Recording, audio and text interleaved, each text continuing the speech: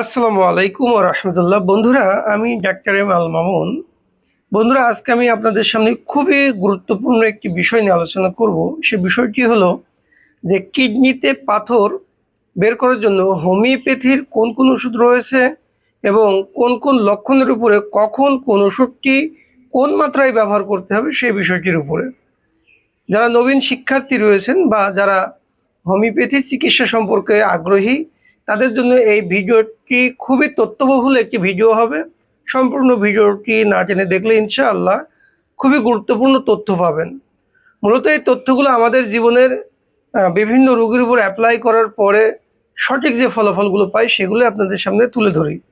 মূলত কিডনি পাথর যাদের হয় তাদের কিডনিতে বিভিন্ন প্রকারের সমস্যা দেখা দেয়। বিশেষ করে কিডনিতে ব্যথা হতে পারে, প্রস্রাবের সাথে জ্বালাপোড়া হতে পারে, প্রস্রাব বন্ধ হয়ে যেতে পারে, প্রস্রাবের পরিমাণ কমে যেতে পারে। এক একজনের জন্য এক এক ধরনের সমস্যার সৃষ্টি হয়ে থাকে। তো এই সমস্যার সমাধানের জন্য যখন আমরা কিডনির কোনো ডাক্তারের কাছে যাই, তখন তারা যদি এটাকে বিভিন্ন প্রকারের আলট্রাসোনোগ্রাম বা টেস্টের মাধ্যমে যখন জানা যায় যে আমাদের কিডনিতে পাথর রয়েছে, আমাদের মাথায় একটা আকাশ ভেঙে পড়ে যে আমরা এখন কি করব। তো ডাক্তাররা সাজেশন দিয়ে থাকেন যে ভাই অপারেশন করে ফেলেন, কিডনি পাথর বের করে ফেলেন, রোগ আরোগ্য হবে। কিন্তু এখানে একটা সূক্ষ্ম চিন্তা করতে হবে আপনাকে যে কিডনি পাথর যদি বের করে ফেললে যদি কিডনি পাথর ভালোই হয়ে যেত, তাহলে যখন কিডনির পাথর ছিল না তখন এই পাথর কিভাবে হলো? অর্থাৎ কিডনি পাথর হওয়ার যে কারণ, এই কারণটা তো আপনার ভিতরে রয়েই যাবে। আমাদের যে অপারেশন রয়েছে এই অপারেশনের মাধ্যমে আপনার কিডনির পাথরটার অপসারণ করা হবে, বের করে ফেলা হবে। কিন্তু কিডনি পাথর যে সৃষ্টি হয়েছিল সেই কারণ কিন্তু রয়েই গেল। অর্থাৎ কারণ যদি দূর করা না হয় তাহলে কিডনি পাথর বের করার পরে কিডনি পাথর আবার হবে। এরকম একটা দুটা না, এরকম হাজার হাজার প্রমাণ রয়েছে যে কিডনি পাথর একবার বের করে ফেলার পরে বা অপসারণ করার পরে বা অপারেশন করার পরে এই পাথর আবার ফিরে আসে বা আবার নতুন করে সৃষ্টি হয়। তো হোমিওপ্যাথি ওষুধ খেলে একই সাথে আপনার কিডনির পাথর বেরো হয়ে যাবে এবং নতুন করে আবার তৈরি হওয়ার যে সমস্যাটা, এটা থাকবে না। তাই আমি আপনাদের সামনে এই বিষয়গুলো নিয়ে একটা বিস্তারিত আলোচনা করব। কিডনিতে পাথর হলে হোমিওপ্যাথির কিংবদন্তি কতগুলো ওষুধ রয়েছে, তার ভিতরে সর্বপ্রথম যে ওষুধটির কথা বলবো, হোমিওপ্যাথি জগতে এই ওষুধটাকে বলা হয় পাথর ভাঙার মেডিসিন। সেই মেডিসিনটির নাম হচ্ছে বারবারিস ভালগারিস মাদার টিংচার। এই ওষুধটির লক্ষণ হচ্ছে যে কিডনিতে ব্যথা করে, কিডনির যে সাইডটা রয়েছে পিঠের পেছন সাইডে, এই সাইডে বুজ বুজ শব্দ হয়, চাপ দিলে পরে এরকম শব্দ হয়। রোগী মনে করে আর কি যে এরকম শব্দ হয়, এরকম অনুভূতি হয় তার কাছে। এবং এই রোগীর প্রস্রাবের সাথে সাদা সাদা আপনার বালির কণার মতন কণা বের হয়, সাদা সাদা বালির কণার মতন তলানি পড়ে প্রস্রাবের সাথে। এই সমস্যাটা দেখা দেয় এবং এর রোগীর প্রস্রাবে ব্যথা থাকে, প্রস্রাব করার সময় ব্যথা থাকে, প্রস্রাবের নালীতে ব্যথা থাকে, ইউরেথ্রা যেটাকে বলা হয় এই ইউরেথ্রাতে ব্যথা থাকে।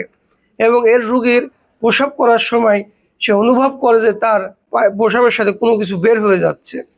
এই যে অনুভূতি, এই যে ব্যথা, এই যে লক্ষণ, এই লক্ষণগুলো যদি থাকে তাহলে তার জন্য ওষুধ হবে হচ্ছে বারবারিস ভালগারিস মাদার টিংচার। তো এই মাদার টিংচারটি খাওয়ার নিয়ম হচ্ছে 20 ফোঁটা ওষুধ আধা কাপ পানিতে দিয়ে উষ্ণ গরম পানি, পানিটা হতে হবে উষ্ণ গরম পানি, এইভাবে অন্তত দিনে 3 থেকে 5 বার খেতে হবে রোগের লক্ষণের উপর ভিত্তি করে।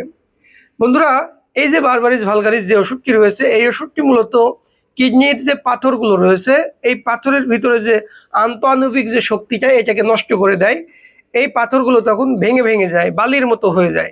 একটা বালি যেরকম আর একটা বালির সাথে ধরে থাকে না, এই কিডনির পাথরটাও ওরকম সে গুঁড়া গুঁড়া করে দেয়। দেওয়ার পরে সেটা যে সাইজের কিডনির পাথরই হোক, 8 mm হোক, 6 mm হোক বা 10 mm হোক, এটা ভেঙে যাবে। ভেঙে যাওয়ার পরে এটা প্রস্রাবের সাথে আস্তে আস্তে বের হয়ে যাবে। কারোর জন্য 1 মাস, কারোর জন্য 2 মাস, কারোর জন্য 3 মাস চিকিৎসা নেওয়ার প্রয়োজন হয়ে পড়ে। বন্ধুরা, এরপরে আমি আরও একটি কিংবদন্তি ওষুধের নাম বলে দিব যে ওষুধটির মাধ্যমেও কিডনি পাথর ভেঙে ফেলা সম্ভব। সেই ওষুধটির নাম হচ্ছে সারসাপেরিলা। সারসাপেরিলা ওষুধটির লক্ষণ হচ্ছে যে এর রোগীর প্রস্রাবের সাথে পাথর বের হয় না এবং প্রস্রাবের পরিমাণ কমে যায়। বসে প্রস্রাব করলে সে প্রস্রাব করতে পারে না, কিন্তু সে যদি দাঁড়িয়ে প্রস্রাব করে তাহলে তার প্রস্রাবটা ক্লিয়ার হয়। এবং এই রোগীর প্রস্রাব যখন শেষ হয়ে যায় তখন তার প্রচণ্ড জ্বালাপোড়া হয়, এতই জ্বালাপোড়া হয় সে মনে করে যে প্রস্রাবের নালীতে যেন আগুন বের হয়ে আসতেছে, এরকম একটা অনুভব থাকে। প্রচণ্ড আকারে জ্বালাপোড়া থাকে, প্রচণ্ড পরিমাণে জ্বালার অনুভূতি থাকে। তবে এই অনুভূতিটা প্রস্রাব করার শেষের দিকে হয়। প্রস্রাব শেষ হওয়ার পরে এই জ্বালাপোড়াটার অনুভূতি তার সৃষ্টি হয়। তো এই ধরনের সমস্যা যদি থাকে তার জন্য ওষুধ হবে হচ্ছে সারসাপেরিলা। তো এই ওষুধটি খাওয়ার নিয়ম হচ্ছে, এটারও মাদার টিংচার ওষুধ খেতে হবে। 20 ফোঁটা ওষুধ দিনে অন্তত 2 থেকে 3 বার অথবা 4 থেকে 5 বার খাওয়া লাগতে পারে, রোগের তীব্রতার উপরে ভিত্তি করে।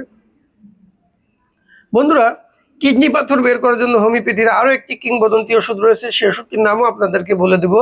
আমাদের দীর্ঘ অভিজ্ঞতায় যে সকল ওষুধগুলো মূলত আমরা রোগীদের উপর অ্যাপ্লাই করেছি এবং যে সকল ওষুধ অ্যাপ্লাই করে সঠিক ফলাফল পেয়েছি সেগুলোই আপনাদের সামনে উপস্থাপন করে থাকি।